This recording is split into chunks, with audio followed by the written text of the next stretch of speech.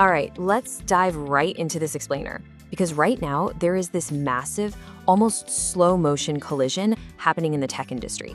It's a high-speed impact between the seemingly infinite, boundless world of AI software and the very rigid, very finite realities of our physical world. For the last few years, we've basically been sold this narrative of endless digital scaling. But as we start looking closely at the data, the concrete foundation of that narrative is really starting to crack. We have to start by looking at a staggering number, $15 million. That is the estimated daily compute cost that recently killed OpenAI's highly anticipated viral video app, Sora. Now keep in mind, this wasn't just some minor side project. This was a tool so hyped up that Disney actually signed a massive billion-dollar deal to use it, only to be completely blindsided when OpenAI pulled the plug out of nowhere.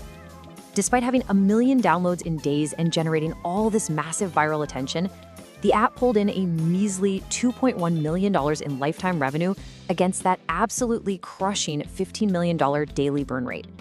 And this brings us to a quote that really hits the nail on the head regarding the core illusion currently haunting the AI industry. As Sora's own team lead admitted, no matter how viral or mind-bending the software is, the physical compute costs are brutal. They are finite, and they are bleeding cash. This isn't just about OpenAI realizing that generating viral AI video isn't a viable business strategy, right? It's a glaring red flag for the entire sector. You simply cannot scale infinite software on hardware that is financially suffocating you. So this micro-level compute problem is rapidly scaling into a macro-level infrastructure crisis. We're currently watching tech giants make a mind-blowing $650 billion infrastructure bet just for the year 2026. The expectation was to roll out 140 new data center projects across the US to power this AI revolution. But the reality? Well, it's pretty stark. Severe logistical delays mean only about a third of these projects are actually breaking ground. The rest of this massive capacity just sits there as pure fiction on paper and in corporate press releases. Because of this massive disconnect, the mood in the boardroom is definitely shifting. Industry insiders and institutional investors are starting to panic. The major tech companies, the hyperscalers, have burned through their cash reserves and are now effectively net debtors. They're pouring historic volumes of capital into data centers without any solid guarantee that they're ever going to see a profit from these specific investments. And honestly, it's sparking genuine, widespread fears of a speculative bubble. And the absolutely crucial point we need to understand here is that this build-out isn't failing because we've hit some kind of algorithmic software limit. No, it's failing because it's choking on a completely broken physical supply chain. The basic building blocks just aren't there. High-power transformers, which are mostly imported from China, have seen demand surge from 1,500 units to over 8,000, yet they remain highly vulnerable to geopolitical tariffs. Plus, we're seeing critical shortages in switchgears and the advanced cooling systems you need for hot-running GPUs. And it's not just parts, it's people. Meta is experiencing such a massive skilled labor drought that they are literally being forced to train fiber technicians entirely for free just to get hands on cables. This resource drain is already cannibalizing the broader tech sector too. Just look at this projection. By 2026, AI data centers are expected to absorb a staggering 70% of the entire global production capacity for DRAM memory. That leaves just 30% for, the rest of the world's computing needs.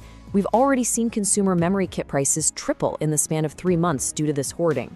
The AI industry is essentially strip mining the global chip supply chain just to feed its own data centers. And the consumption doesn't stop at silicon, obviously. It extends directly to the power grid. 5 gigawatts. That is the amount of power required by just one planned Meta data center facility down in Louisiana. To put that into perspective, 5 gigawatts is nearly equivalent to the average power demand of the entire city of London. And Meta doesn't just want to build one of these, right? Every single competitor is out there trying to build facilities of this exact same civilization level scale. Beyond electricity, we really have to look at the visceral environmental impact. These massive concrete footprints take a heavy, heavy toll.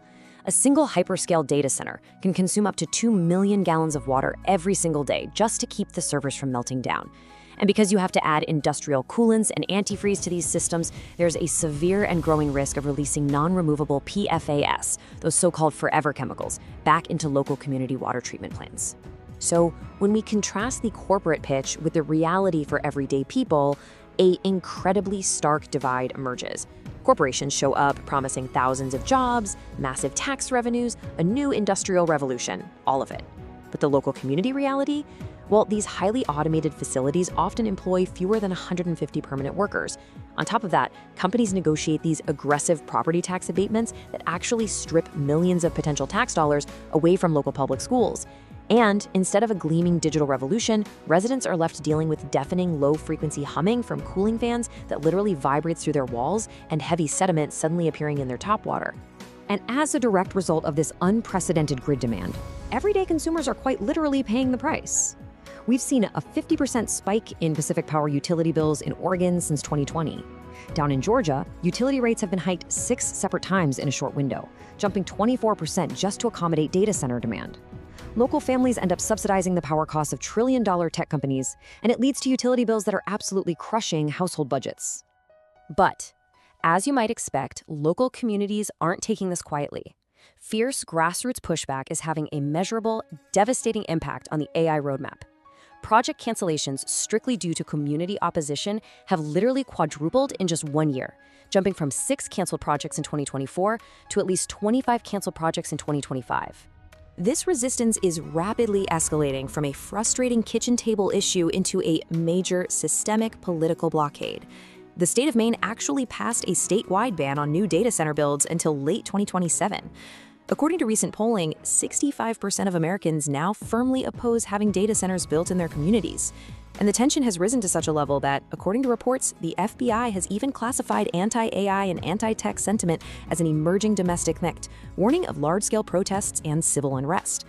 And this grassroots friction translates into massive risks for developers, regardless of their political backing. Take the collapse of a 17-gigawatt megaproject in Texas, initially announced as the President Donald J. Trump Advanced Energy Campus. It was supposed to be one of the most ambitious data center proposals ever. Yet, in under a year, both the CEO and CFO resigned because they fundamentally failed to secure an anchor tenant, which is a basic prerequisite for the business. The result? The company's market cap violently collapsed from nearly $20 billion down to just $3.4 billion. If a project with that much high-profile backing cannot get off the ground, it really reveals the massive structural flaws in the industry's supply chain and demand forecasts. Ultimately, when we look at the financial architecture funding the whole shebang, we are seeing some deeply alarming echoes of the 2008 financial crisis.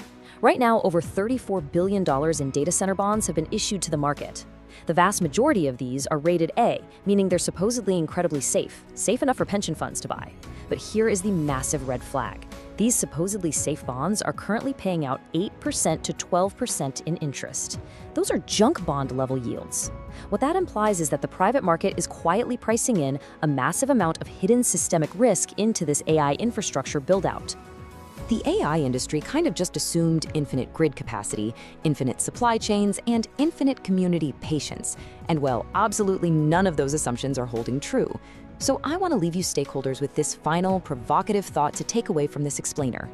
When the limitless, infinite promises of AI software crash headfirst into the very real, finite constraints of our physical world, what is the true return on investment? Are we genuinely laying the tracks for a new digital revolution? Or are we simply pouring resources into a trillion-dollar physical bubble? Thanks so much for joining me for this analysis, and keep questioning the data.